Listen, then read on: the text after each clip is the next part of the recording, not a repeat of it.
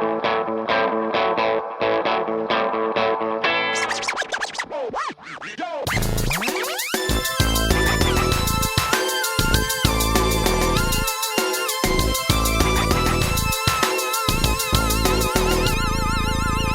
to How We Heard It, the podcast about music, pop culture, movies, and more, with your hosts Wayne Bledsoe and Chuck Campbell. Welcome to How We Heard It. My name is Wayne Bledsoe, and this is Chuck Campbell. And we're going to talk today on our subject is kind of fragmented. We're talking about imposters and mistaken identities and things that didn't go maybe the way that they should have gone. The bottom line is something went wrong, and it wasn't necessarily our fault, or perhaps it was, and maybe we still don't know. Right. Well, what I was going to, the thing that prompted this is we were talking about when we were writing, there were times that you didn't know what somebody was saying was truthful or not, right, as far as that part of it. And there were 3 times that I debunked people who said that they were people that they weren't. That just amazes me, because I mean, when you were talking about it, and I remember at least one of the Dave Loggins thing, you hearing about that before, but I never had that kind of problem. Right. The problem was just like, did I know who I was interviewing? Me, and a lot of times I didn't. So that was my bad. Well, one of them could have slipped in on you on there. Oh yeah, that's true. I could have done complete fraudulent stories without a clue, because if I was talking to someone who was supposed to be, some 80-year-old guy when I was 22, I just bought it. Why wouldn't I? You know. So.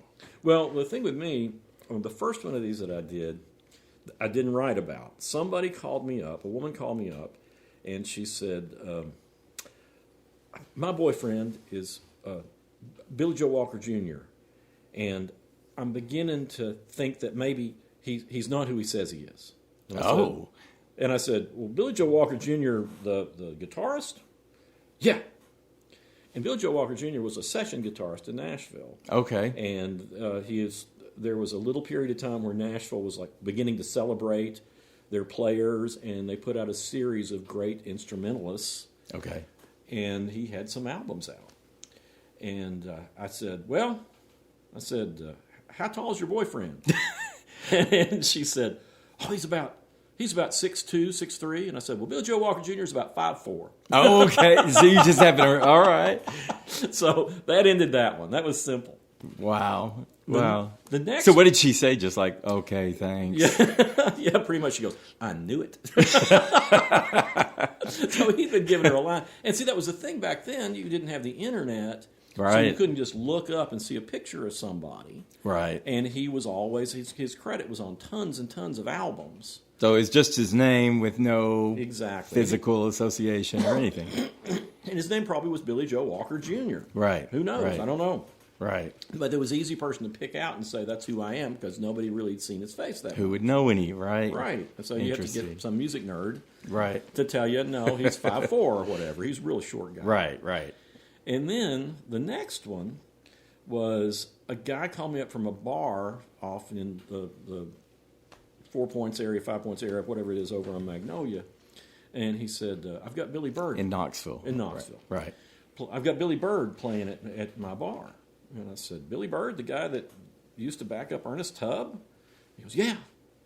And I said, okay, I'll come out and do an interview. And I really couldn't think that Billy Bird would be out here anyway, because Billy Bird was a renowned guitar player in country music. He had all these jazz influences. Right. And the Birdland guitar, which was a popular guitar, Ted Nugent plays one. He was the guy that helped design that. So I go out, and there's this little old guy, looked like he drank a whole lot of beer in his life, and I interviewed him for about 20 minutes, 30 minutes, and it's absolutely positive this is not Billy Bird. Wow, yeah. So I go back to work. He sounds kind of pitiful, though. It was kind of pitiful. But so I go back to work, and I think, well, who do I know who might know the real Billy Bird? So I called up a publicist that I knew in Nashville, and I said, I told her the situation. And she goes, well, his daughter works here. Oh. And it was a publicist. So she's going to know. Yeah, I mean, she was married. She had a different last name. Right. So anyway, they connected me up with her, and I dealt with her before. She was really nice. And then she connected me up with her dad. Okay. So I did an interview with Billy Bird and put in here this. Wrote a column and said, "There's a guy pretending to be Billy Bird. Right. This is the real Billy Bird. He's in Nashville and he's retired. He doesn't play anymore." And I wrote about that. So that did that, and the only thing I heard after that was the column ran on Sunday, and on Monday morning I had a message on my answer machine that said, "You son of a bitch," and that was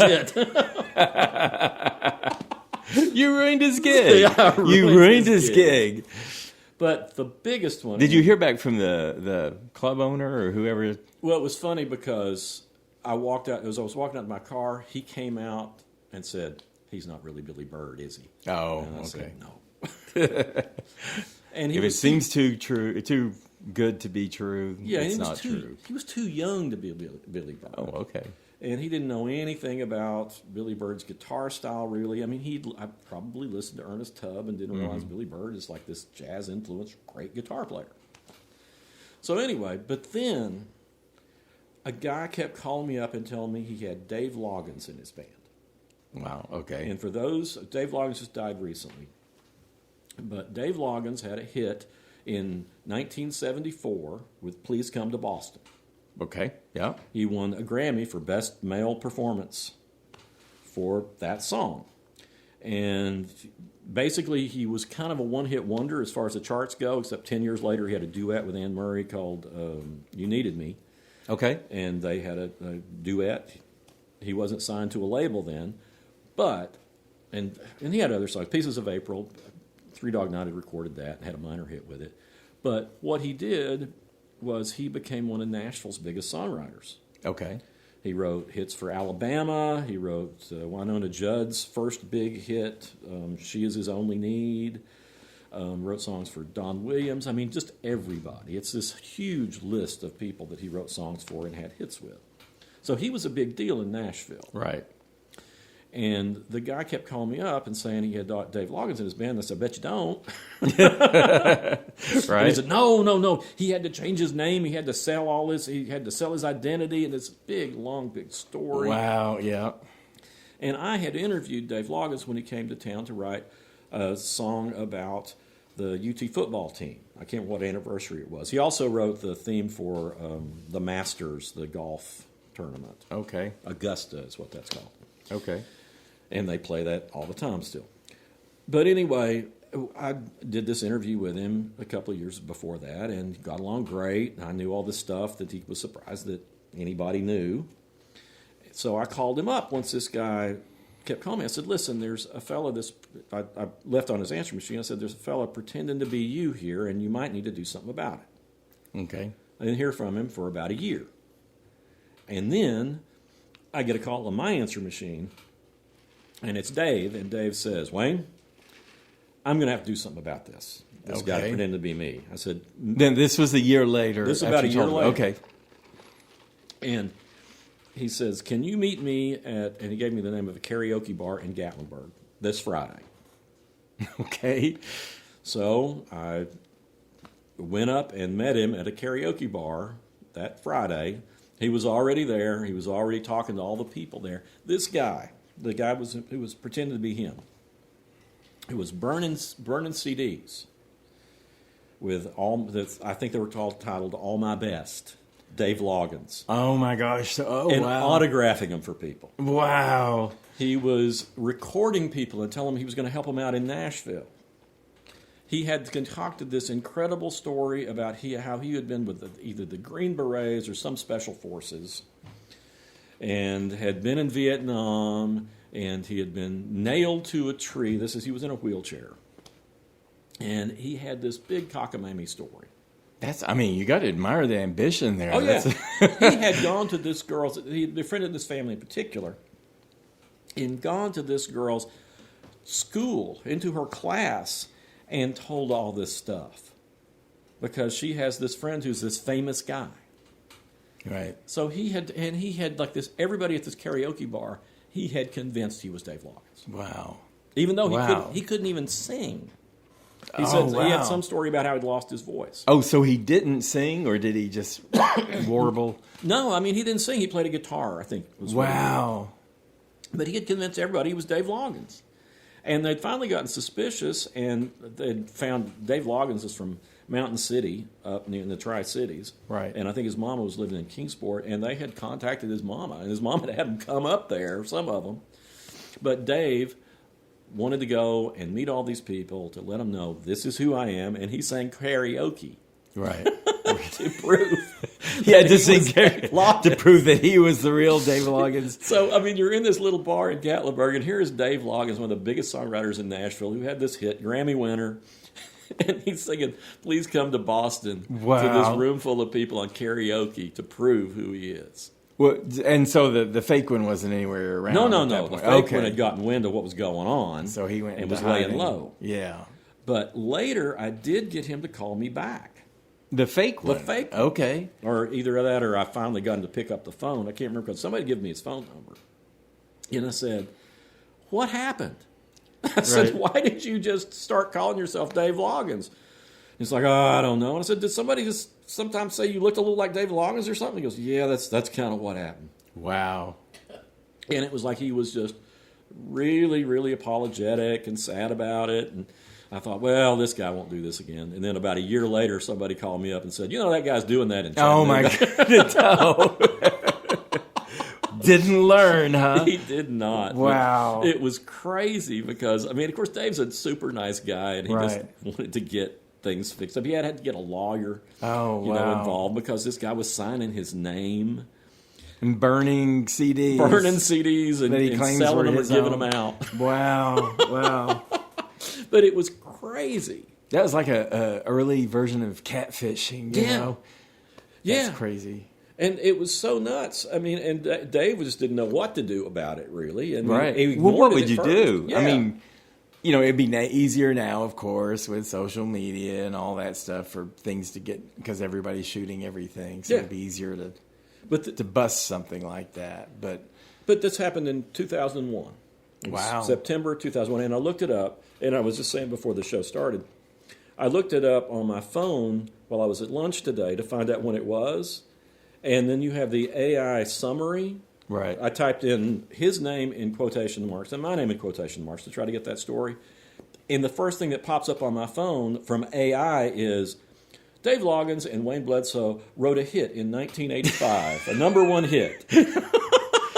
So now AI is catfishing you. Yeah, so it's like, you think, the internet's going to make this better because people can look it up. But no, they're going to get more misinformation because of AI. Wow. I wonder if the original fake Dave Loggins got in on that somehow. I just want to know where your royalty checks are. Yeah, really. Yeah. No kidding, because I should get some money. You want more than just damn credit, And this is John Baker, by the way, our engineer. Hi there.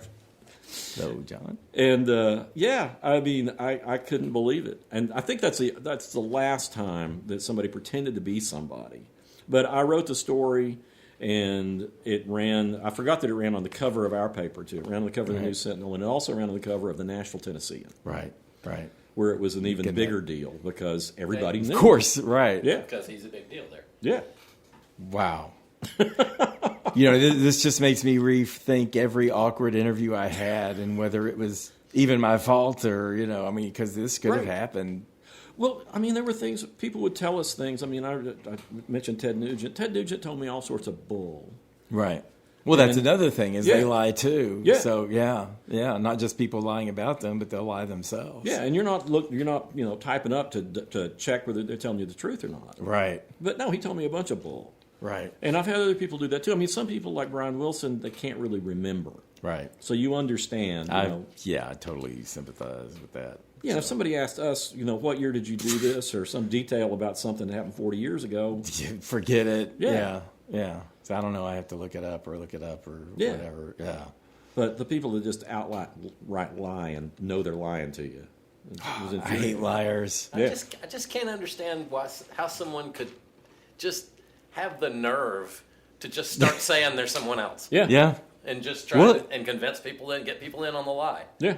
And it sounds like he was pretty convincing, too. And you know what I've learned from the show Catfish from MTV is a lot of times people who get caught up in a lie pretending to be someone, they do get lost in the lie and they start to believe that they are this other person. So, I guess you got to pick somebody that's at least obscure enough that most people wouldn't really know who they are. I mean, Yeah. Yeah, and that's the thing. Dave Loggins. Then Dave Loggins, that's probably vague enough that if you know music, like, oh, yeah, I've heard of that guy, you know. But nobody had seen a picture of him probably. Right. In, what? This happened in 2000. His hit was in 1974. And you say he was in a wheelchair. The imposter was in a wheelchair. Yeah. So that would change, But, one thing I did learn is anybody who ever tells you they've been in Special Forces, a Navy SEAL, or in the Green Berets is lying. Got a little fancy with it there. Yeah. Because they don't talk about it. Right. Those people never talk about that. No, they don't. No. Yeah. Interesting. Yeah. Well, that's, I guess we pivot to my little piddling stories now, which are a little different. These are old stories from my early days in journalism, in music journalism, when I was a hapless music journalist, not even intending to be one. And the deal was, I was in Florida. I was 22 years old, and I got to write about new music and all that. But I also had to take on the old music because it was so you know what this is going to mean, right? So there's a heavy population of retired people there. And so, of course, there's an entertainment business geared to them. And there's an auditorium down there at the time called Peabody Auditorium. So if something was going to be at the Peabody, you knew it was going to be for retirees, older shows. So I'm 22, and this is pre-online, pre-internet, pre-background anything, and I'm having to interview celebrities who were 50 years older than me, 60 years older than me. I had no idea who they were, and all I had were maybe scribblings of press releases, if I got a press release, and they were real casual at the paper there, so they'd just be kind of like, oh, you need to you need to interview somebody for a show they're doing at the Peabody. I'm like, oh, damn, now I've got to find out who they are and what they're known for. And and the problem is I couldn't always find out who they were. But the first problem, so this is early on. I think I've got these in order. I'm not sure. But the features editor, Susie, came waltzing up to my desk. I think I was 22. And she said, I need you to interview Jack Jones tomorrow afternoon. I said, who's Jack Jones? And she said, he's going to be at the Peabody. And I said, but who is he? And she said, oh, I don't think she even really knew, to be honest, because she said, oh, ask, she named a couple of other people that I should ask. I was like, okay, and he's going to call me tomorrow afternoon. So now, I've told you before that I have this disassociation kind of thing where sometimes for meanings I don't even know why, but I'll just suddenly drift out of my body and all that. But it also very often happens under times of extreme stress. So, if I'm almost in an accident or I get bad news or whatever, I feel like my brain is grabbing these helium balloons, lifting off into space and leaving the body of Chuck to deal with whatever was happening. So this was a lot of those feelings because that same day after Susie dropped Jack Jones' number off, or just his name because he was calling me, my phone rang and I answered it. And he goes, hey, Chuck, this is Jack Jones. I said, oh, hey, and he said, I understand, we've got an interview today. I said, I think that's tomorrow. And he said, well, I thought it was today. He said, can we just do it now? And I'm never quick to think and lie or anything like that. So my brain grabbed the balloons and off it went. And so Chuck was going to have to interview this guy cold without knowing anything at all about what he does.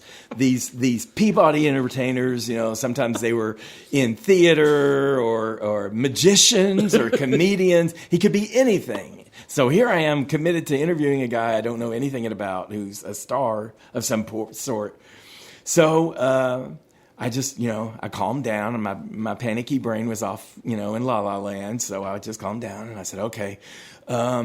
So tell me, have you been to Florida before? He goes, oh, yeah, I've been to Florida lots of times. I was like, oh, yeah, I'll figure. You've been to Daytona before? He goes, yeah, I'm pretty sure I have. I don't know if I've been to this auditorium, but I've definitely been there. I was like, okay.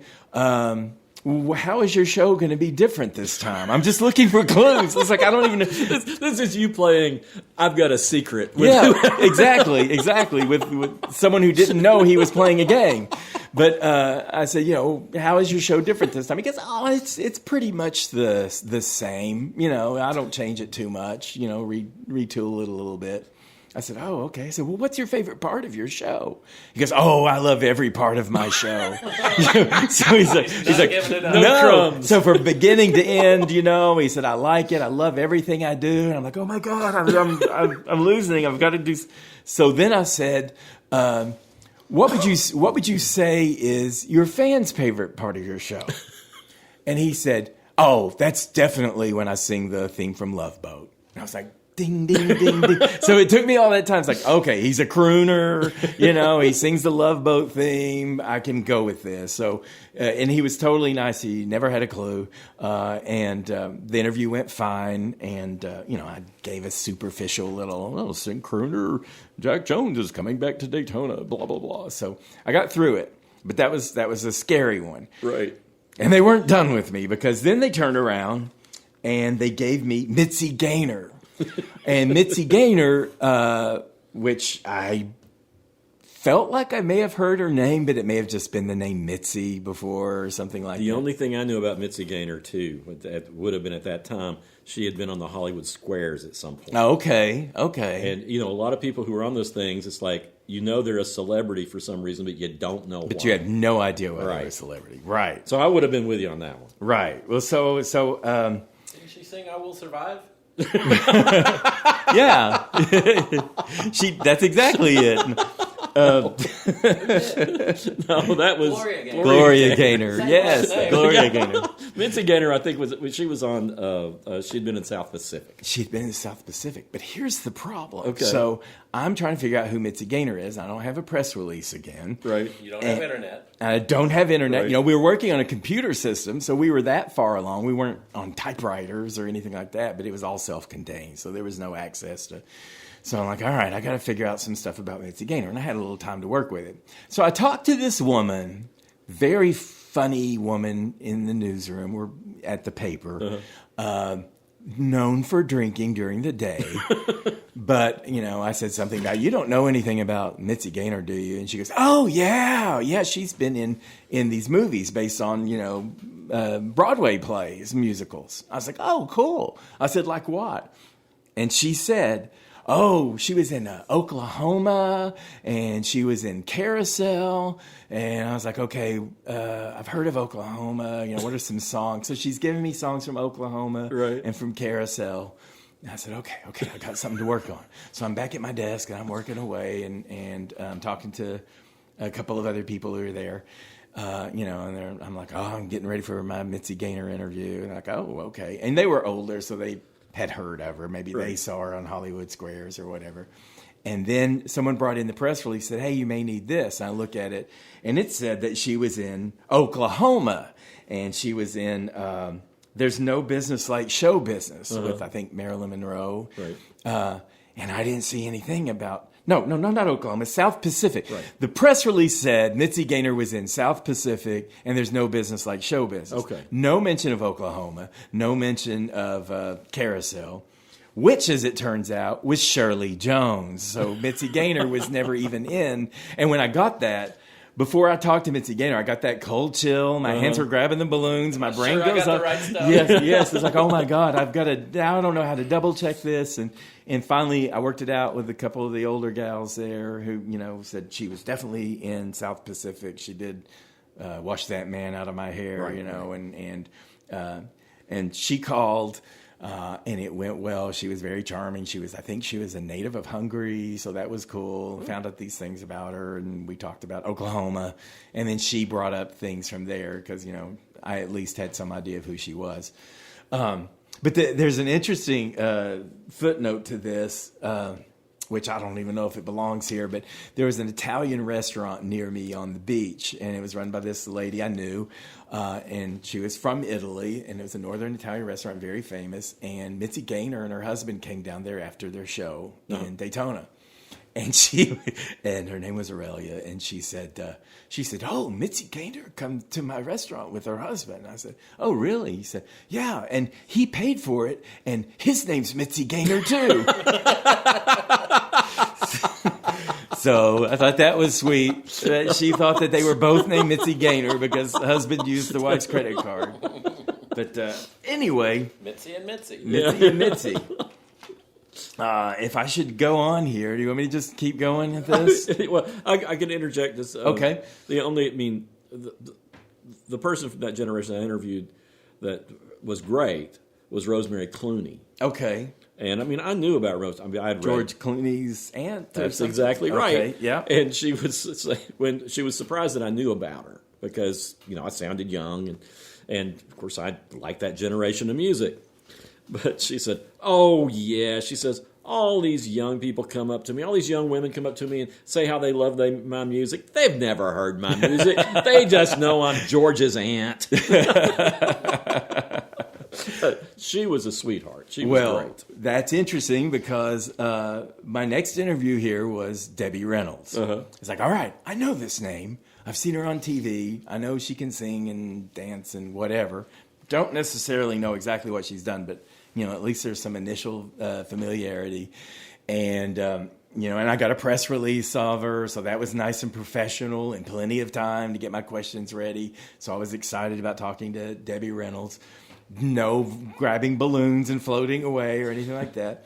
And she called, and she said, "Oh, hey, Chuck, this is Debbie Reynolds." I said, "Hi, I'm so glad to talk to you."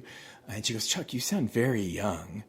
And, and I was like 22, so I am young, I was like, "Oh, well, yeah." And she goes, "Do you know who I am?" And I started looking for the balloons again. I'm like, "Oh my God, I missed something." I said, "Well, sure, you're Debbie Reynolds. You're Debbie Reynolds. You're a film star and a TV star and a Broadway star." And she goes, "I'm Carrie Fisher's mom." So that was cute. It was really funny. I didn't tell her that I probably knew more about her than I knew about Carrie Fisher because I hadn't gotten caught up in the Star Wars thing really. So but and she was great. She did talk about Carrie some. They were very, very close. I guess you all know that. And she talked about Elizabeth Taylor, and I wasn't sure she would go into that, but I knew that Elizabeth Taylor stole her husband, Eddie Fisher, Carrie Fisher's dad.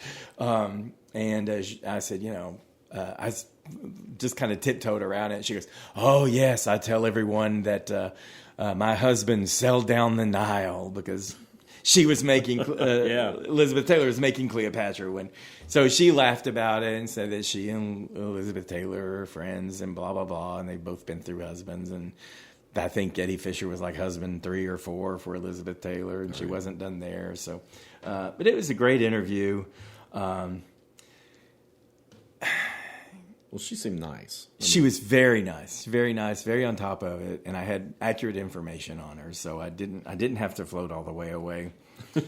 There was another one. I don't know if I should mention this one without a name, but it was basically someone I'm sure was doing cocaine during our interview, and I was kind of struggling to be coherent with them, or they were struggling to be coherent and understand me. And they said, "Well, do you know who I am?" And they said, or I said, "Yes, I know who you are." And then they were like, "I heard the snorting of the cocaine. I'm sure that's what I heard." And then the person came back and said, "Can I call you back?" And I said, "Okay." I thought, well, this interview's dead. And then they called me back about an hour later, clear-headed, ready to go. So I think I just got them in a bad time. Well, back in the 80s when we were interviewing people, there were a lot of people snorting cocaine. Yeah. I don't care what genre of music it was. Yeah. People would take breaks. The first time I interviewed Merle Haggard, have I talked about this before? I don't think. Well, I interviewed him in a hotel room in Nashville. And the interview was, we were done in like 15 minutes. Because 15, 20 minutes, he was very nice. But it was just very short. And I was in Nashville basically there was a couple other people I interviewed, but mostly to interview Merle. But it hit me, he had to go snort. Yeah. And his shows, he was cutting his shows short and all that. Then he just started smoking weed later on. Right. And we talked for hours. And his shows would be long and really good. Everything was different. Everything was different. When I talked with Merle, it was, that first time, and of course, I don't know if the times you interviewed people in person, if you had this, but they would look different than what you expected. With Merle Haggard, Merle Haggard was a giant to me musically. He's like one of the greatest songwriters of all time, and one of the greatest singers. And then you meet him, shake his hand. He's tiny. Oh, really? He was like, he was maybe 5'6" at the most, but I don't even think he was that. Wow. And it's just like, pleased to meet you. But then, every time we talked after that, we got along great and would laugh and have a great time. He was one of my favorite people to talk to. He missed a Rolling Stone interview because of me, because we were having such a good time talking. Wow. When he was stoned? No, well, he probably was a little stoned, a little bit. But anyway, after the interview, his publicist called me up and just madder than hell. He missed a Rolling Stone interview because of you. And I said, it's Merle Haggard. I'm not going to say you got to get off the phone, Merle. Right. And she said, okay. But I'm gonna schedule you last on his interview list from now on. I said, that's fine. We can talk as long as we want. Exactly. And she was great. It's her name's Teresa Redburn. I'm still friends with her. She's a great publicist. Right. But yeah, she's like Tom Waits' publicist and everybody else's. But anyway, there's a little interjection. I know that you interviewed somebody in person that was different than what you expected. Which one are you talking about? I'm talking about Melanie. Oh, okay. Oh, thank you. You were about to forget Melanie. You've led up to my next subject. Exactly. Okay. That's why I very deftly did that, Chuck. Oh, thank you. All right. And I'm just like, what are you talking about, Wade? Because he's a professional. That's right. And I'm just like, duh. Okay. So this is still baby Chuck, still in Florida, still unable to, research people or anything like that. And this story came at me kind of sideways. And it was an editor who said that the singer Melanie was staying in Central Florida, staying inland. We were on the beach. And he said, I don't really know why. I don't think she's performing or anything. Maybe she's songwriting No, he didn't even say that. I know he didn't say that. But he said, maybe she's just getting a show together or something. Right. But we can go talk to her. And I was like, okay. And, I had time to find out information about her, and I talked to some people in the newsroom, and they were like, "Oh yeah, she does this song, Brand New Key. I've got a brand new roller skate." And I was like, "Okay, I know that song. I've heard that song." And then there wasn't a great depth of knowledge there, but that was enough. Right. And I was feeling confident because I had sailed through Jack Jones and Mitzi Gaynor, so I felt like I could handle anything. Melanie's about 20 years later anyway. Yeah, and she's more recent, than these other people. So I drove out, and her house was like out in the country, and I was like, I don't know why she's here, if she's staying with somebody, if she's renting this house or what. And she came to the door when I got there, and she goes, "Are you Chuck?" And I said, "Yeah." And she goes, "Okay, I've been expecting you." So we go in. It was nice, little cordial, blah, blah, blah.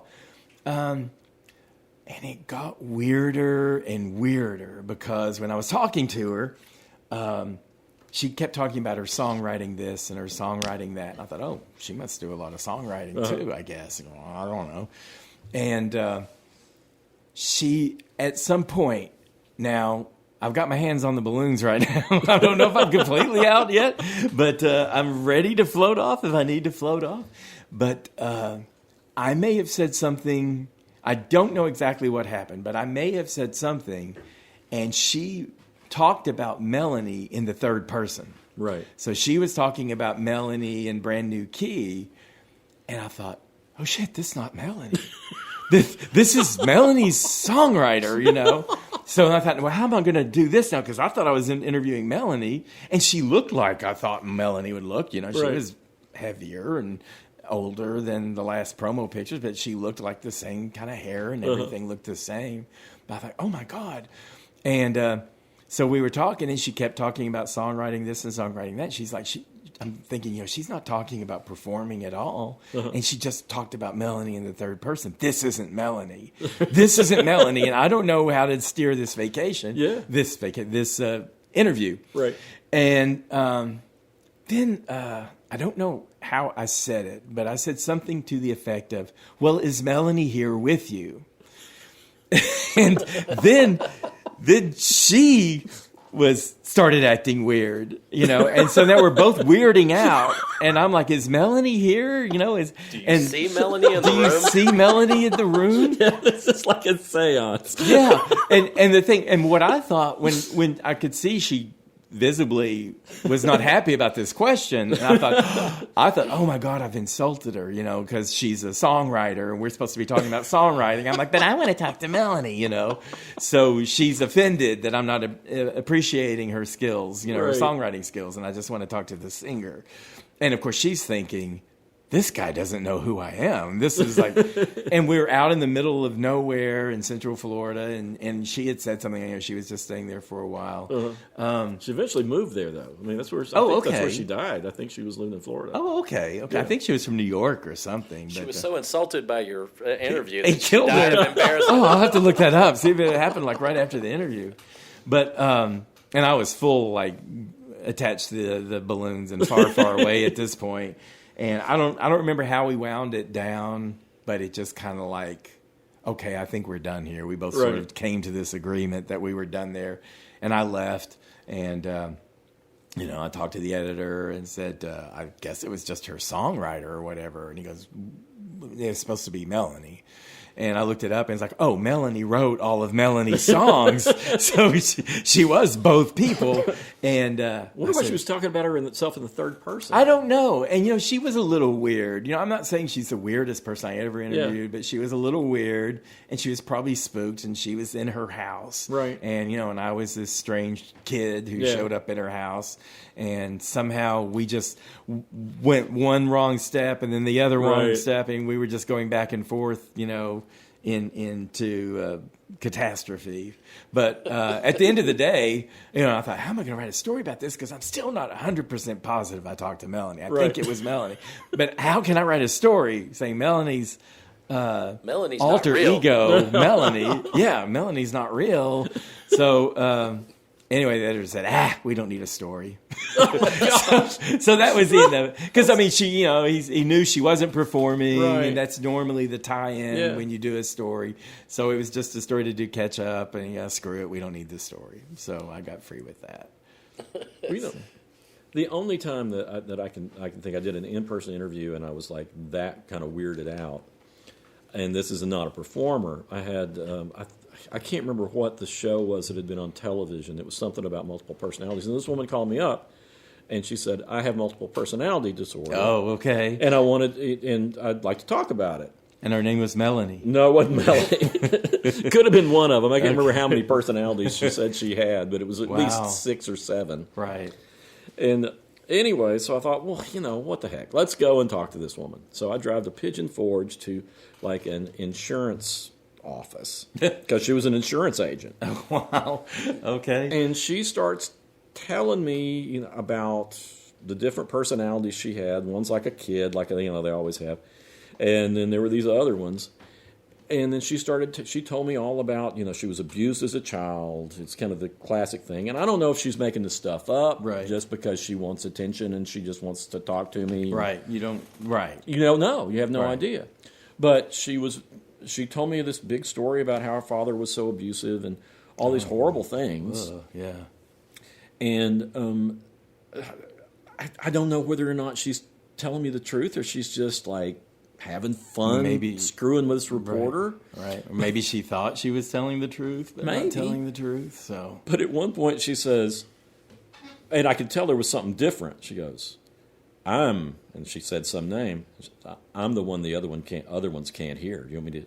I can send them all away if you want, because she said these are all present. Okay, wow, you were just doing a therapy session then. And she says I can send them all away if you want, and I said, no, let's keep them here. I think we need the company. I was like, I'm kind of scared to be alone with you. Let me talk to the kid again. Yeah, I don't want to be one-on-one when they don't know what's going on. Let's keep them in the loop. But I didn't wind up writing the story on that either, because I told her, well, if I write something, I'm going to have to talk to your therapist or somebody to give it some verification. And she said, well, he doesn't want to talk about it. So was she a performer of some sort? No, or is it just like... I'm multiple personality disorder. That's what it was. There was some show, I can't remember, there was a movie that had TV movie or something that was out that had something about multiple personalities. I don't think it wasn't Sybil, because Sybil was way too far back. Okay. I don't remember what came out after that.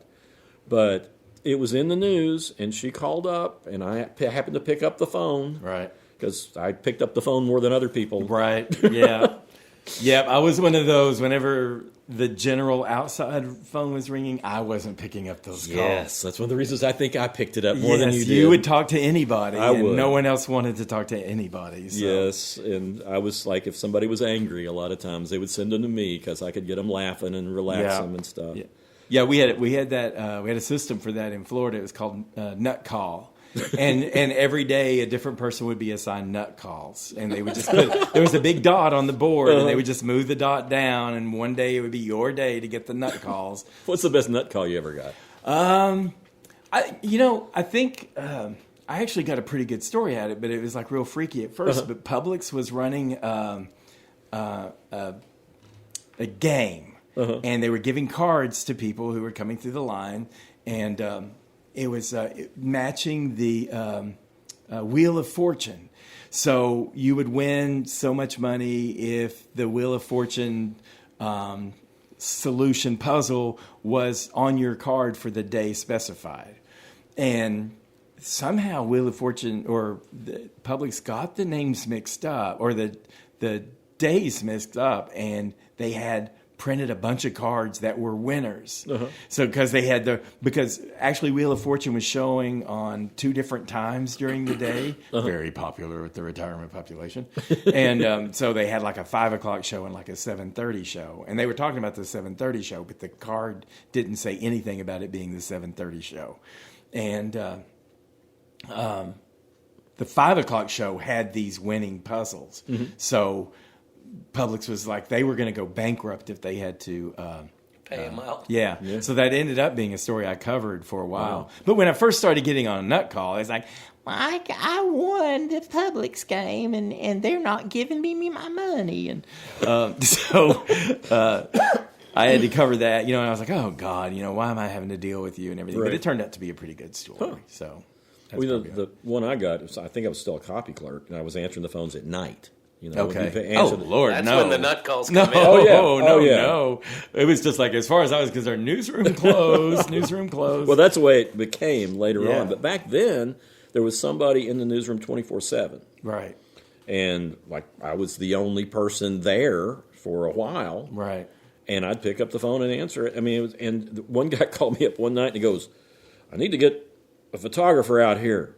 I said, why? And he says, because there's aliens. There's aliens in my backyard. And I said, okay. I said, what are they doing? He goes, they're moving my trees around.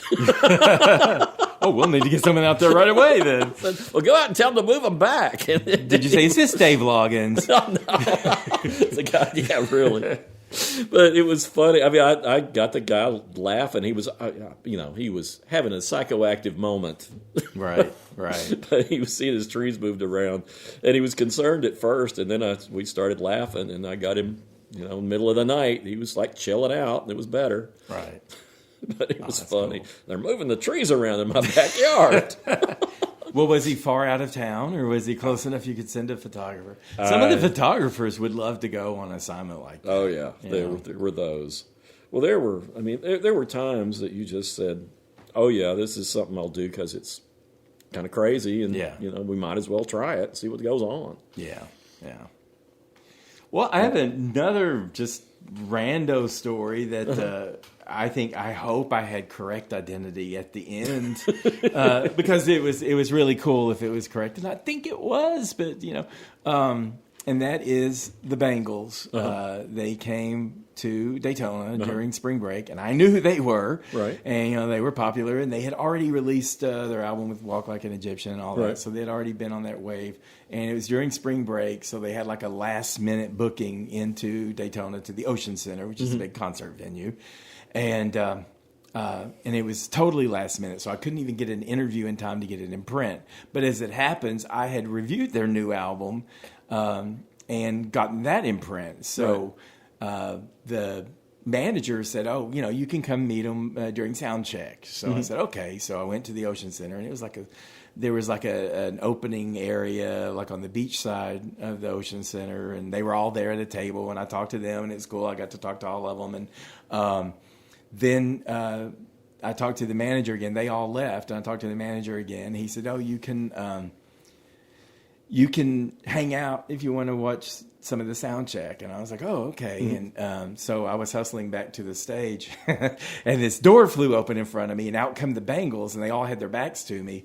And little Susanna Hoffs was the last one out the door, and I gave her a flat tire. You know what that means? Like where you step. I stepped on the back of her shoe, and it went under her foot, and she looked at it, and she little thing too. And she looked up, and I was like, "Oh my God! Oh, I'm sorry. And she was, "Oh, it's okay." And she pulled her shoe on. So I slunk out into the stands, and they were doing their sound check. And my review was there at the sound check. And I realized it because they were one at a time. They were tweaking this and that, and then they'd go down there, and each one of them read it. So I got to each one go down there and read it. And it was a really positive review. So I was grateful for that too. Right. You knew who they were. I knew who they were, and I gave them a great review. And they had a song called "If She Knew What She Wants," which I think was a remake of something else. But it was so melodic and harmonic because Susanna was singing the main lines, but then the women would sing these counter lines to everything. So it would be like, "If she knew what she wants, he'd get her what she's asking for." They would say, and if she knew what she wants, they don't want to sort it out. So it's like the call and response. Yeah, call and response. That's it. Thank you. And so that was cool. And and I got to see they all made my reviews and everything. Later on, they were doing their show. They were going through their songs, and Susanna Hoffs, I swear to God, went up to the microphone and said, "This one's dedicated to Chuck." And they played "If She Knew What She Wants." Now, maybe there was some other Chuck, but I like to think that I'm the Chuck that they dedicated a song to. And that's called it out in the review. I called it out in the review, yes. And they all had just read that, and they remembered. So that was a special moment. That was you. It had to be me. Absolutely. But, as soon as you assume something like that, it'd be like, Chuck Woolery was in town. Or something like Talking Chuck with Mitzi Gaynor. Chuck Woolery and Chuck Connors came, and two of them are dating Bangles. They were going to visit Melanie. Chuck Summers. They were visiting their friend Melanie. Yes. She wasn't home, but their songwriter was there. But they were with Mitzi Gaynor's husband, also named Mitzi Gaynor. So anyway, so that's it. That was a uplifting story. I'll throw a little All right. palate cleanser in Cool. there. Yeah. These guys usually give me at least 24 hours with whatever theme they're going to talk about, but today they just gave it to me about. It was like 2 hours before, and I just couldn't come up with anything. But you said imposters, and the first thing I thought of was Milli Vanilli. Oh, wow, yeah. Talk about imposters. Yeah. They imposted everyone. Yeah, really. About as big an imposter as possible. And I'm going to call my wife out on this one. And she'll listen, I imagine. But and it doesn't have anything to do with the music business, but it's just when you're in an awkward situation and you're trying to come up with context clues for who this person is you're talking to. My wife got on an elevator. She was with a person that she works with, and an older guy that works in the same place she does came in. And she knew him. She recognized him, but she couldn't quite come up with his name. And she knew she needed to introduce him. And she said, I forgot how to spell your name. And he said, J-O-E. She knew she'd been busted. Oh, my gosh. Well, I just meant, are you a Joseph or a Joe? But that is such a hard thing to do, though. I mean, when you're somebody who meets so many people. Yeah. And when we would meet people, as interviewing folks, things like that. Yeah. They remember us because they don't. If it's somebody that doesn't get interviewed that much, Right. then they remember you, but you've interviewed 5 people that week. Right. Every week, Right. you're doing that, and you can't remember. That happens to me all the time. Yeah, we had, we had a spate of reality show contestants. Right. It all started with Tina Wesson, our friend Tina Our friend Wesson. Tina. And Went that to was school with great. her. Never forget her name. She's still friends with her and all that stuff. She was Survivor. She won the 2nd season of Survivor. And then we started getting more Survivors, and sometimes they'd be in the newsroom. And then we started getting people on The Voice, people on Big Brother, people on Amazing Race, Right. And you're just kind of like, oh, I can't remember who they are. And there was one from The Voice, and it was like, I knew her, but she took the cues. And this is what you're supposed to do. When you see someone struggling to introduce you, you stick your hand out and say who you are. Yeah. And she was a pro at that. She just went around and introduced herself to everybody. So That's goodness. great. yes, People thank like that. goodness for smart young people being raised by good parents. Well, I have a thing where I will, instead of saying that person's name, I will introduce them to the person with me and Yeah, say, you can do that too. this is, and then they'll introduce themselves Yeah. sometimes. And when they don't, it's like, oh, come on, please, throw me a bone here. J-O. Oh, that's perfect. Know your last name. S-M-I-T-H. There was a fellow who used to work at the paper. He probably left before you got there. And I could never remember his name. Oh, really? Never remember his name. Nice guy. Right. And one day I finally said, we talk every day, and I can never remember your name. I'm so sorry. And he goes, it's John Smith. That's why you can't remember it. Yeah, I mean, if it had been like Christophilix or something like that, Right, I probably right. could have remembered it, but no. Right. Well, going all the way back, that was my thing with Jack Jones. It's like, oh, you're interviewing Jack Jones. Like, God, that could be anybody. Yeah, it There are could probably be. millions of Jack Jones, I still don't know who Jack Jones is. Well, but He sang the Love Boat theme. but that's one of the things. I mean, you got to give yourself a little grace on that one, because during that period of time in the late 50s and the early 60s, there were so many crooners Yeah. and female pop singers Yeah. that all sang about the same damn songs. Yeah. And who can? I don't remember what Jack Jones's big hit was. Right. The Love Boat theme. Well, I mean, I'm talking about in the 50s and 60s. yeah, I guess he did have other songs. Yeah, I mean, Yeah. I can't tell you a Steve Lawrence Edie Gourmet song, and they were Right. all over the place. Right. You always saw them everywhere, and I don't know if Right. they ever had a hit. I mean, I'm sure they did, but I don't remember them. And I'm a nerd. I know all that stuff. Right, and it didn't help to have editors who were just like, "Oh yeah, you're going to interview so and so." It's like, Yeah. you hired me to talk about bands coming out today, not bands that came out during Yeah. my grandparents' time. Well, but a number of people, I mean, like with Rosemary Clooney, I knew her old stuff, but I didn't know any of her newer stuff. Right. And we talked about that, and she was so sweet. She called her manager after we got off the phone and had her manager send me all of her newer albums. oh wow, cool. I got this Cool. big package. Well, you're just nice anyway. Well- you make friends with almost everyone you interview because you're just Well- real open. He's in the friend-making business. Yeah, I'm in the as we You can't afford not to be in this today's world. And I'm having this battle of like, where's Melanie? when you're talking about these old folks that you didn't know, though. I mean, like I didn't know like the rappers. Oh, You get right, people right, that you yeah. would easily know, and I Yeah. remember interviewing Yellow Wolf. Yeah. and You were talking about that, yeah. And I had maybe 5 interviews that week. I hadn't really researched who he was, and I get a call, and it's like, oh, I got to figure out who this guy is, and he Yeah. could tell. Yeah, they can tell. Yeah, within They can 5 tell. minutes, he knew I did not know who he Right. was. And I think that, like Debbie Reynolds' thing was probably just half a joke when she said, you sound very young. Do you know who I am? That's probably something they all go through all the time. And I didn't know it. And I was Probably just her way of disarming you. Yeah, exactly. Like, hey, you don't have to know that much about me, kid. We'll get through this. But, I mean, they're used to it because so many people, back then, they would always give the celebrity like that to a new reporter. Right. Well, now what happened in Daytona is like there were a couple of arts reporters who were Right. older. And they had to do those. And they're like, if we're going to bring Chuck Campbell in to do... You know how it is. And whenever you get a beat in journalism, there's an upside and they always give you a downside.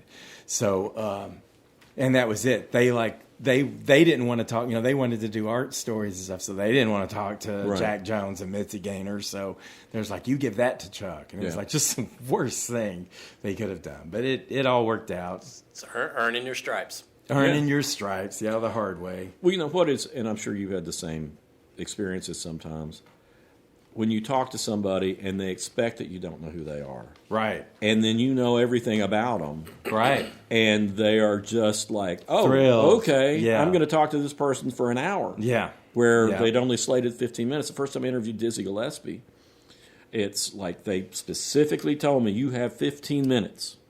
Right. And after 15 minutes with him, and I was thrilled to talk to Dizzy Gillespie. Right. Thrilled. I've got a counterpart for you, but go ahead. Okay. But I said, well, they told me I only have 15 minutes, so we've had 15 minutes. He goes, no, man, let's keep talking. I'm having a good time. And we talked for like an hour and a half. Right. And he missed a Rolling Stone interview. No, he didn't miss a Rolling Stone interview. But it was like, you could tell he has gone through days of interviews where they don't recognize that this is an important artist. Yeah. And most of the jazz folks were like that. They got people didn't know who they were. So was Stacy Q. Pop singer, famous for the song Two of Hearts. I remember Stacy Q. I don't know anything about her. Just remember the name. I interviewed her, and I knew that she had been in a band before, and that she had... and she was great. She was literally the funniest interview I ever had, and the last thing I expected. But I knew her. I knew her songs. I knew songs that she hadn't been released. I knew lyrics to a song that had never been released because she was talking about North Carolina, this and that. And I asked her where that came from. And she was just like, just throwing down and giving me everything. And we talked about how in her first band she was. She had a real masculine look. She was very feminine, you know, and just like thin, and she had big bouncy hair and everything. But when she was in this like synth pop band, she was just like playing keyboards, and she had like short hair. She said everybody thought I was a little boy, and she was like, "You don't want to know the kind of fans I had." Oh my god! Oh man! But she was funny. She was great. So Stacy Q, Dizzy Gillespie, I feel your pain. Well, no, that was always, I was just saying, that was always one of the best feelings is when you could tell they really appreciated being interviewed by somebody who knew who they were. Right.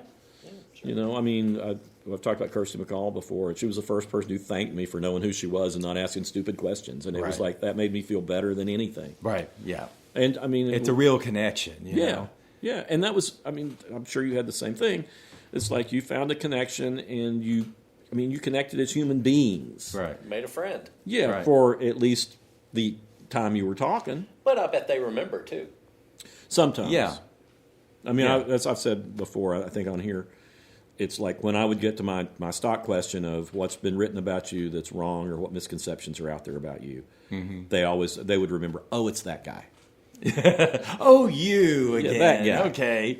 Yeah. Is Melanie here to answer that question? No, but I think her songwriter's here. Yeah, really? So maybe her songwriter can interpret. I don't think I've ever interviewed anybody. It was so weird, Wayne. It was like, it's just nothing. It just was one wrong step after another, and we were. That's what I was telling you. It's really hard to remember because I was floating in the clouds big time, in this one. So it was just we were just.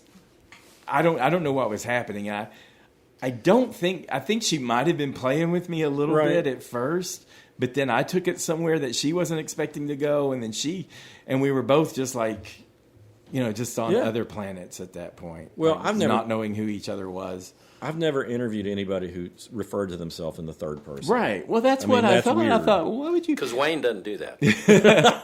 Well, but I've thought about it. Wayne's got a question for That's you. right. Do that. They don't play that stuff.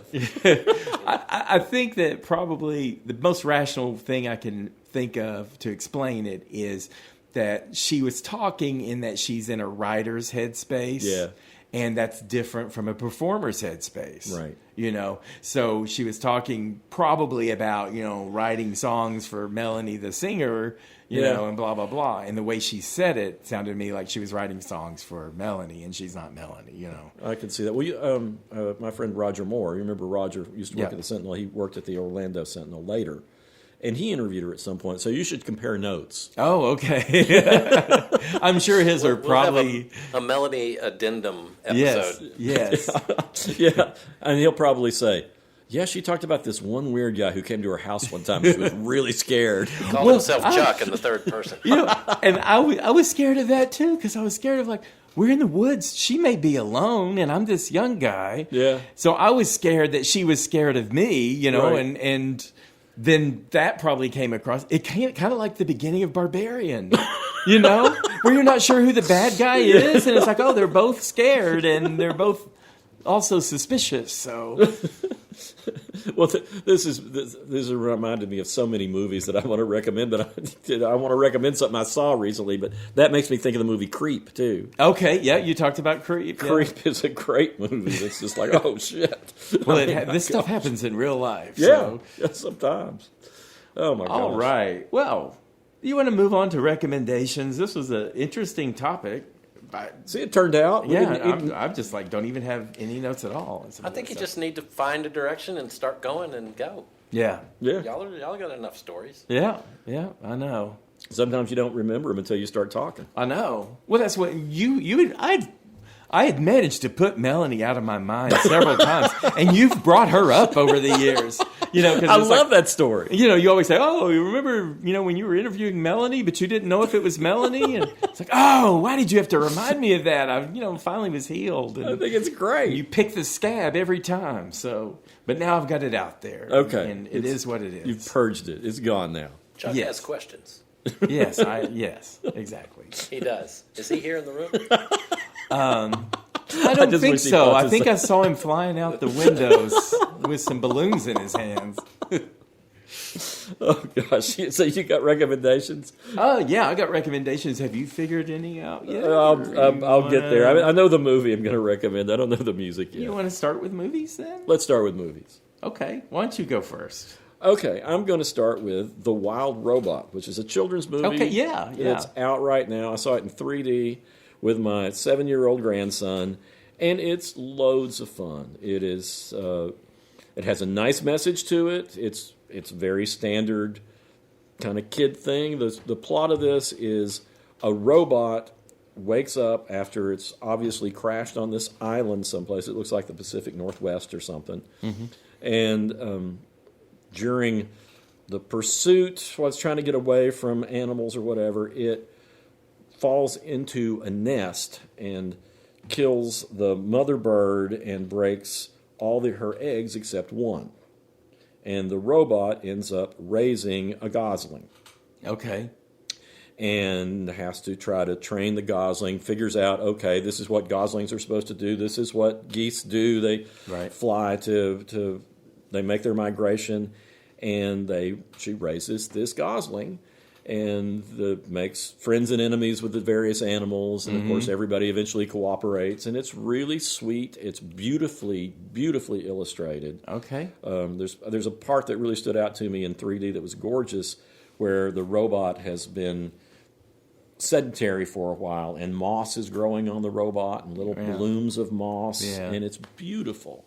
And my 7-year-old grandson critic said it's the best movie he's ever seen, so that's a pretty good recommendation from a 7-year-old. Yeah, that is good. But I was not bored, not thinking, oh, you know, I disappointing. saw on Facebook a rando guy, I don't think has kids, said, "Oh, I saw a Wild Robot," you know, and it was, you know, really great. And I thought, is he being sarcastic? And No. Then I saw his response to other people. He thought it was a great movie. So, Well, I'd mentioned Roger before, and I read his review and went on his review. What's it called again? The Wild Robot. now does the robot know she's a robot? Oh, yeah. Okay. Yeah, and that's the part of it is she has to act in ways that a robot is not supposed to act. She gains human qualities. Okay. And she has to gain the qualities of live animals or humans, whichever, to take care of this gosling, because that's not in her programming. Okay. Cool. And I just thought it was really good. And if you've got kids, you've got grandkids, whatever you've got. If you're a kid at heart. If you're a kid at heart, you smoke a little weed and go see it in 3D, you'll be fine. Either way. Like all the kids. Yeah. I mean, either way you want to do it, it's fun. And I recommend seeing this one in 3D. I don't generally like 3D, but we took the chance on this, and it's beautiful. Okay. Cool. I'm going to recommend Wolves. It's WOLFS, not WOLVES. Okay. Wolves. It's Apple TV's big high-profile movie with George Clooney and Brad Pitt. And it's a bit of a measured recommendation. I could see that probably their budget went mainly to just having Brad Pitt and George Clooney in the movie. That cost some change. Yeah, that cost some change. So like the first 30 minutes of the movie are in a hotel suite, but it's an interesting plot.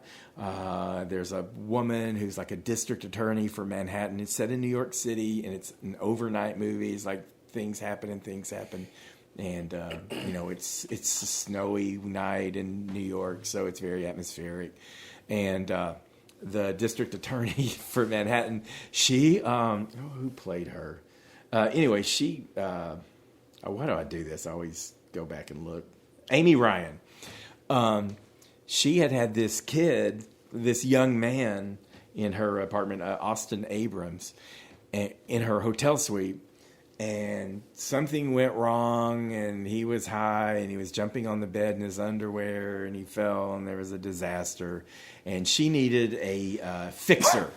So she had gotten recommended a number to call, and so it's George Clooney, and he's like, well, who knows you're there, this and that, asking all these just real straight questions. Okay, I'm going to be there. I'll be there in 5 minutes. I'll knock on the door like this, and blah, blah, blah, blah, blah. And so he shows up, and he's... they're dealing with this kid's body and all this stuff. And then someone else comes to the door, and it's Brad Pitt. And Brad Pitt's a fixer. And it turns out that the hotel, and this is just early premise. I'm not going to go through the whole movie. Right. But the hotel also they have cameras everywhere, and this is like a really luxury hotel. And so they knew they needed a fixer to take care of what's happened in this room. So Brad Pitt gets sent in, and Brad Pitt and George Clooney don't know each other, and they're real jealous, and they're intent. And then the hotel security and the woman decide they need to work together and take care of this together. So the two of them were forced together to fix the problem. And it does have some scenes. They do get out of the hotel room, and there's some random, kind of wild scenes and everything. And it's kind of low key, very low key. But just the camaraderie, Brad Pitt and George Clooney are in their 60s now, and the camaraderie that they have is just so apparent. And even though it's them the whole time reading these out, the whole thing is they're just like each other in the movie. And they don't realize that, and they don't acknowledge that. And everybody says, oh, you two are just like each other. Are you brothers or partners? I'm like, no. But it's good for the humor that the two of them bring. Just these two seasoned, loyal, great actors just playing off each other. So cool. Two hunks. Yeah. Two hunks in their 60s, yeah, but two hunks, and and it was fun, and not groundbreaking or anything, but it's just sometimes it's just if there's an actor you like or a pair of actors you like, sometimes you just want to just sit and just enjoy it and relax, and so that's the kind of recommendation I give this one. Cool. Well, I came up with my recommendation while you guys were talking. All right. Because it reminded me of a TV series on Netflix from 2019 to 2022 with Ricky Gervais, and it's called Afterlife. Uh-huh. Okay. And he's a journalist for a tiny little newspaper in England, and his love of his life, his wife, has recently died, and he's just given up on everything. Oh, wow. But he's got the dog that they had together, and the dog is what keeps him he has to take the dog out and go walk. And right. Gives him routine and purpose. But so often his newspaper will say, well, you got to go interview this person that has a piece of toast that has the image of Jesus in it. So they take a photographer, and he goes out there, and he's just... But it's really touching and really funny. And in the end, he assembles this oddball group, like the mailman who's like constantly got headphones on and is listening to like metal music. And then there's like a prostitute who works on the corner during the day, and they make friends. And it's just the daytime prostitute. Yeah, it's just really, it's funny and life affirming, and it's called Afterlife, and it's on Netflix. Ricky Gervais. Cool. Really Awesome. good. Do you have a music I do. recommendation? All right, let's just plunge ahead. It's a band. Well, it's actually the nom de plume of this one person, but he plays as His Golden Messenger. Oh, yeah. Okay, yeah. And he's put out bunch of albums over the years. I'm going to see how many, but I mean, his newest one is called Jump for Joy. It's from 2023, and it's just, he writes really inventive songs. He's got a really convincing voice, and I just never, I'd seen that name, but He's never been really around a listened. while, And, yeah. he's got, let's see, his first album came out in 2009. Yeah. And he's put out 1, 2, 3, 4, 5, 6, 7, 8, 9, 10, 11, 12. He's like 15 albums. Wow, he's about one a year then. Yeah, so he's anyway, that's my recommendation. His Golden Messenger. Cool. All right. Well, so mine is, I do feel guilt about my not feeling guilt, about feeling guilt about the whole Bloodhound Gang Hooray for Boobies last week that I recommended. I had a Why lot do of you feel feelings guilt? about that. You have feelings about that? I did. Well, you listened to it too. I did. Okay. Well, what are your feelings? Well, it's funny and it's misogynistic as hell. Yeah. And I am trying to reconcile that, but Yeah. Well, me too. because I'm laughing at things that I don't think I should be laughing at. Yeah, exactly. And that's, and again, in context, 24 years ago, Right. people were allowed to laugh at things like that, and they didn't. It wasn't, the woke thing took the fun away. It was just like, hey, dude, do you know what you're laughing at? So of course you're going to feel guilty about it too. So mixed feelings, I get it. Yeah. But I recommended that because it came out in 1999, October of 1999. So it was like a send-off for the whole 20th century. And I just thought that was funny. That something so, like frat boy humor would be like the send-off for So what I'm going to do today, I recommend someone who came out a few months later, starting the new century, and it was Leona Nace. Oh, okay. Leona, and it's Leonaess. She came out in March of 2000 with her debut album, Comatized. And she was very much like a Taylor Swift of her time. Great singer, beautiful voice, and then just had that little raw kind of pop rock energy to her songs. She had her first hit was called Charm Attack, and she's basically warning people to watch out for these manipulative dudes who don't have any happiness, but they glom onto people and drain the life out of them. And anyway, there's a real woozy song on there too, but. I think my favorite song is one called Anything, and it's a buzzing song, and it's about she's feeling regrets over blowing up this relationship, and she's kind of apologizing for it, asking, do you regret me? Do you regret me? And it's got a great rhythm, and it's like a real jangle rock kind of driven song, and she's got a beautiful voice, so it's kind of interesting how she...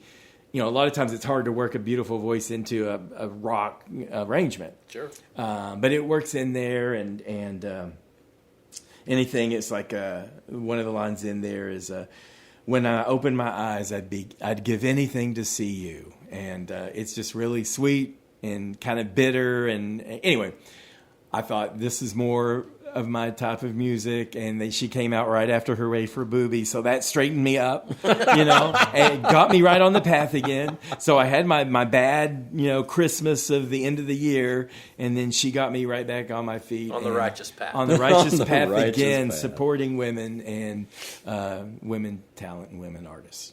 Yeah. Okay. Well, I want to, just because he recently died, recommend people check out Chris Christopherson. Okay. Yeah. because he is one of the greatest songwriters of the 20th century, and you have so much to check out. I mean, of course, I think the most important song probably he ever wrote is Sunday Morning Coming Down, because it was, at the time it came out in about 1970, 71, nobody had written or had a hit with a song like that, which is a guy that's got a hangover and walking through the city and just saying what he sees. And I interviewed him years and years ago, and he talked about, of course, Johnny Cash recorded Sunday Morning Coming Down and premiered it on his television show, and the censors at the ABC told him he could not sing the song "Wishing I Was Stoned." He couldn't sing that one. Okay. And on the show, there is this great moment where you see Johnny Cash look into the audience and sing, "And wishing I was stoned." And he's looking at Chris Christopherson, who is in the audience, as he sings it. And Christopherson said that was one of the most meaningful things ever to him when that happened. Cool. And, of course, he wrote Me and Bobby McGee, which Janis Joplin recorded. Janis Joplin, for the famous. and For the Good Times, which Ray Price had a huge hit with, and it's one of the best breakup songs ever. It's one of the saddest for sure. And it's really sweet. And gosh, Why Me? And I mean, all sorts of songs. If you just look up, there's a good compilation just called Singer Songwriter, which nobody has CDs anymore. But when it came out, it was one CD of his original songs and one CD of all the people who covered his songs. And when you put it all together, it's just amazing. I mean, he was tremendous. You're about to say something, John. I could tell. No. But anyway, he is somebody to certainly check out. He's also known as an actor, and he's in great movies. One of my favorite movies is Alice Doesn't Live Here Anymore. And You're just refusing to mention Barbra Streisand in Star is Born, aren't you? I'm trying my best. Because I'm thinking, is he going to mention Barbra Streisand? Is he going to mention that movie he made with Barbra Streisand? Oh, yeah. Well, it was A Star is Born. But he was in Alice Doesn't Live Here Anymore. Yeah, well, he was in a bunch of stuff. Yeah, he was an actor, too. He was a very, very good actor. And I knew his keyboard player, Donnie Fritz, who lived here in Knoxville for a while. And, of course, Donnie said nothing but good things about Chris. But one of the best things is when Chris first started getting in movies, he always made sure that they made a place for his band members to be in the movies, too. Oh, cool. And Donnie loved movies, period. And he got like a little acting career out of Christopherson setting him up. Cool. Well, he was a big loss for the world. So yeah, and I'm glad you recommended that. Yeah, he was one of the best. All right. Anybody got anything else? We're good to go then. Thank you for listening, and we'll talk to you again.